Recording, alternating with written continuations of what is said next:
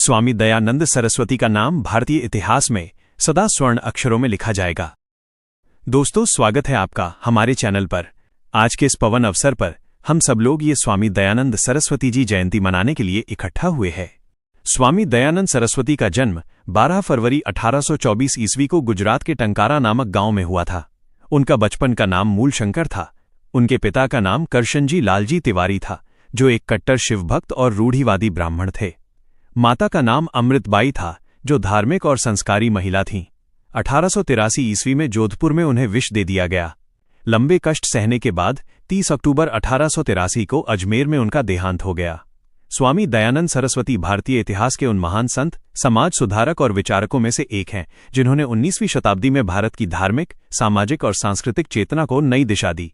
वे आर्य समाज के संस्थापक थे और उन्होंने वेदों को सर्वोच्च प्रमाण मानते हुए समाज में फैली कुरीतियों, अंधविश्वासों और पाखंडों के विरुद्ध आजीवन संघर्ष किया। उनका जीवन सत्य, साहस, तप और सुधार की प्रेरक कहानी है। स्वामी दयानंद का उद्देश्य केवल धार्मिक सुधार नहीं था, बल्कि वे भारत को आत्मगौरव, स्वाधीन चिंतन और वैज्ञानिक दृष्टिकोण की ओर ले जाना चाहते थे। उन्होंने स्पष्ट शब्दों में कहा, वेदों की ओर लौटो। यह नारा केवल धार्मिक नहीं, बल्कि नैतिक और बौद्धिक पुनर्जागरण का संदेश था। मृत्यु से पूर्व भी उन्होंने अपने शत्रु को क्षमा कर दिया। यह उनके महान चरित्र का प्रमाण है। मूलशंकर का परिवार आर्थिक रूप से समृद्ध था और सामाजिक रूप से प्रतिष्ठित माना जाता था। घर में धार्मिक वातावरण था। बचपन से ही उन्हें पूजा पाठ, व्रत, उपवास और शास्त्रों का ज्ञान दिया गया। उनके पिता चाहते थे कि मूलशंकर एक बड़े विद्वान और पुरोहित बने। मूलशंकर बचपन से ही अत्यंत जिज्ञासु और तर्कशील थे। वे किसी भी बात को बिना समझे स्वीकार नहीं करते थे। उनके जीवन में एक निर्णायक मोड़ शिवरात्रि की घटना से आया। एक बार शिवरात्रि के अवसर पर वे अपने पिता के साथ मंदिर में रात्रि जागरण कर रहे थे। वहां उन्होंने देखा कि शिवलिंग पर चढ़ाया गया प्रसाद एक चूहा खा रहा है। यह दृश्य उनके मन में गहरा प्रश्न छोड़ गया। उन्होंने सोचा, यदि शिव भगवान हैं तो वे अपने प्रसाद की रक्षा क्यों नहीं कर सकते। इस घटना ने उनके विश्वास को झकझोर दिया। यहीं से उनके मन में मूर्ति पूजा और रूढ़ धार्मिक परंपराओं पर प्रश्न उठने लगे। युवावस्था में मूलशंकर के जीवन में एक और बड़ा आघात आया। उनकी बहन की अल्पायु में मृत्यु हो गई। कुछ समय बाद उनके चाचा का भी निधन हो गया। मृत्यु के इन अनुभवों ने उन्हें जीवन की नश्वरता का गहरा बोध कराया। उन्होंने सोचा, जिस शरीर पर इतना गर्व किया जाता है वो अंत में मिट्टी में मिल जाता है, फिर जीवन का वास्तविक उद्देश्य क्या है। पिता उनका विवाह करना चाहते थे, लेकिन मूलशंकर संसारिक जीवन से विरक्त हो चुके थे। अंततः 1846 ईस्वी में लगभग 22 वर्ष की आयु में उन्होंने गृहत्याग कर दिया और सत्य की खोज में निकल पड़े। गृहत्याग के बाद मूलशंकर ने भारत के विभिन्न भागों में भ्रमण किया। उन्होंने अनेक साधुओं, सन्यासियों और विद्वानों से शास्त्रों का अध्ययन किया, लेकिन उन्हें पूर्ण संतोष नहीं मिला। अंततः उन्हें स्वामी विरजानंद दंडी मिले, जो एक महान वेद विद्वान और कठोर तपस्वी थे। स्वामी विरजानंद ने मूलशंकर को वेदों का गहन अध्ययन कराया और उन्हें सत्य के मार्ग पर चलने की प्रेरणा दी। गुरु विरजानंद ने उनसे कहा, वेदों के सत्य ज्ञान को जन जन तक पहुंचाना ही तुम्हारा जीवन कार्य होगा। गुरु दक्षिणा के रूप में दयानंद ने संकल्प लिया कि वे आजीवन वेद विरोधी पाखंडों का खंडन करेंगे। गुरु विरजानंद के सान्निध्य में वेद अध्ययन पूर्ण करने के बाद मूलशंकर ने संन्यास ग्रहण किया। संन्यास के बाद उनका नाम पड़ा स्वामी दयानंद सरस्वती। दयानंद का अर्थ है दया में आनंद लेने वाला। उन्होंने अपने जीवन को मानव कल्याण के लिए समर्पित कर दिया। स्वामी दयानंद सरस्वती का सबसे प्रसिद्ध नारा था, वेदों की ओर लौटो। उनका मानना था कि वेद संसार का प्राचीनतम और सर्वश्रेष्ठ ज्ञान है। वेदों में ईश्वर, प्रकृति, समाज और मनुष्य के कर्तव्यों का वैज्ञानिक और नैतिक विवेचन मिलता है।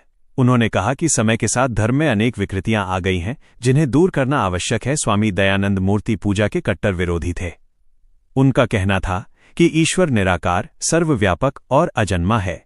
पत्थर या धातु की मूर्ति ईश्वर नहीं हो सकती। उन्होंने तर्क दिया कि मूर्ति पूजा मनुष्य को कर्म और ज्ञान से दूर कर देती है। स्वामी दयानंद केवल धार्मिक गुरु नहीं थे, बल्कि महान समाज सुधारक भी थे। उन्होंने समाज में फैली अनेक कुरीतियों का विरोध किया। उन्होंने जन्म के आधार पर जाति व्यवस्था को गलत बताया। उनके अनुसार जाति कर्म और गुण के आधार पर होनी चाहिए। 2. नारी सम्मान और शिक्षा। स्वामी दयानंद नारी शिक्षा के प्रबल समर्थक थे। वे विधवा विवाह के पक्ष में थे और बाल विवाह के विरोधी थे। 3. छुआछूत का विरोध। उन्होंने अस्पृश्यता को अधर्म बताया और सभी मनुष्यों को समान माना। 1875 ईस्वी में बंबई मुंबई में आर्य समाज की स्थापना की गई। आर्य समाज के 10 नियम बनाए गए, जिनका उद्देश्य समाज को नैतिक, शिक्षित और संगठित बनाना था। आर्य समाज ने शिक्षा, सामाजिक सुधार और राष्ट्र निर्माण में महत्वपूर्ण भूमिका निभाई। स्वामी दयानंद ने गुरुकुल शिक्षा प्रणाली का समर्थन किया। बाद में आर्य समाज ने डीएवी विद्यालयों और गुरुकुलों की स्थापना की, जिन्होंने आधुनिक और वैदिक शिक्षा का समन्वय किया। स्वामी दयानंद की सबसे प्रसिद्ध पुस्तक सत्यार्थ प्रकाश है। इस ग्रंथ में उन्होंने विभिन्न धर्मों, मतों और सामाजिक कुरीतियों की तर्कपूर्ण समीक्षा की। यह पुस्तक आज भी वैचारिक क्रांति का आधार मानी जाती है। स्वामी दयानंद पहले विचारक थे जिन्होंने भारत भारतीयों का है जैसा स्पष्ट संदेश दिया। उन्होंने विदेशी शासन और मानसिक गुलामी का विरोध किया। उनके विचारों से बाद में लोकमान्य तिलक, लाला लाजपत राय और भगत सिंह जैसे क्रांतिकारी प्रभावित हुए। स्वामी दयानंद सरस्वती का जीवन संघर्षों से भरा रहा। स्वामी दयानंद सरस्वती आज भी करोड़ों लोगों के लिए प्रेरणा है। उनके विचार आज भी उतने ही प्रासंगिक हैं। उन्होंने हमें सत्य, साहस और सुधार का मार्ग दिखाया। स्वामी दयानंद सरस्वती के अनुसार ईश्वर एक है, निराकार है, सर्वव्यापक है और सृष्टि का रचयिता है। वो जन्म मरण से परे है। दयानंद का ईश्वर किसी मूर्ति या आकार में सीमित नहीं हो सकता। उनका मानना था कि ईश्वर को समझने का सर्वोत्तम माध्यम वेद है। उन्होंने स्पष्ट कहा कि ईश्वर को पाने के लिए बाहरी आडंबर नहीं, बल्कि सत्य, कर्म, ज्ञान और संयम आवश्यक है। स्वामी दयानंद कर्म सिद्धांत में दृढ़ विश्वास रखते थे। उनके अनुसार मनुष्य जैसा कर्म करता है, वैसा ही फल उसे मिलता है। कोई भी व्यक्ति जन्म से ऊंचा या नीचा नहीं होता। कर्म ही मनुष्य को महान या पतित बनाते हैं। उन्होंने लोगों को परिश्रम, ईमानदारी और नैतिक जीवन जीने की प्रेरणा दी। स्वामी दयानंद शिक्षा को राष्ट्र निर्माण का आधार मानते थे। वे चाहते थे कि शिक्षा सभी के लिए समान रूप से उपलब्ध हो, स्त्री, पुरुष, गरीब, अमीर, सभी के लिए। उनका मानना था कि शिक्षा का उद्देश्य केवल नौकरी पाना नहीं, बल्कि चरित्र निर्माण होना चाहिए। आर्य समाज द्वारा स्थापित गुरुकुलों में शारीरिक, मानसिक और नैतिक शिक्षा पर विशेष ध्यान दिया गया। स्वामी दयानंद ने संस्कृत के साथ साथ हिंदी भाषा के प्रचार पर भी बल दिया। वे चाहते थे कि ज्ञान आम जन तक उसकी अपनी भाषा में पहुंचे। उन्होंने सरल हिंदी में प्रवचन देकर समाज के हर वर्ग को जागरूक किया। स्वामी दयानंद सभी धर्मों के प्रति सम्मान रखते थे, लेकिन वे किसी भी गलत परंपरा का तर्कपूर्वक विरोध करते थे। उनका उद्देश्य विवाद नहीं, बल्कि सत्य की स्थापना था। वे मानते थे कि हर धर्म में कुछ न कुछ सत्य है, लेकिन वेद सर्वोच्च है। आर्य समाज के 10 नियम: 1. सब सत्य विद्या और जो पदार्थ विद्या से जाने जाते हैं उनका स्वीकार करना। 2. ईश्वर सत्य, चित आनंद स्वरूप है। 3. वेद सब सत्य विद्याओं का पुस्तक है।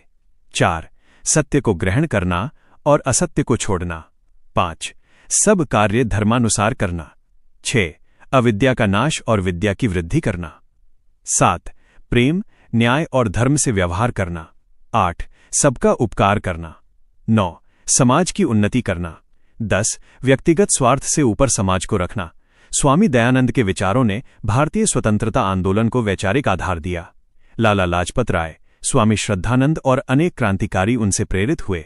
उनकी शिक्षा ने लोगों में आत्मसम्मान और स्वराज्य की भावना जागृत की। स्वामी दयानंद को अपने विचारों के कारण तीव्र विरोध का सामना करना पड़ा। कई बार उन्हें अपमानित किया गया, धमकियां दी गईं, लेकिन वे कभी अपने मार्ग से विचलित नहीं हुए।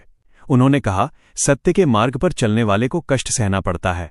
स्वामी दयानंद का जीवन अनुशासन, ब्रह्मचर्य, साहस और त्याग का प्रतीक था। वे जैसा कहते थे वैसा ही जीवन जीते थे। उनका आचरण ही उनका सबसे बड़ा उपदेश था। स्वामी दयानंद सरस्वती का सबसे बड़ा योगदान ये था कि उन्होंने वेदों को केवल धार्मिक ग्रंथ नहीं, बल्कि ज्ञान और विज्ञान का स्रोत बताया।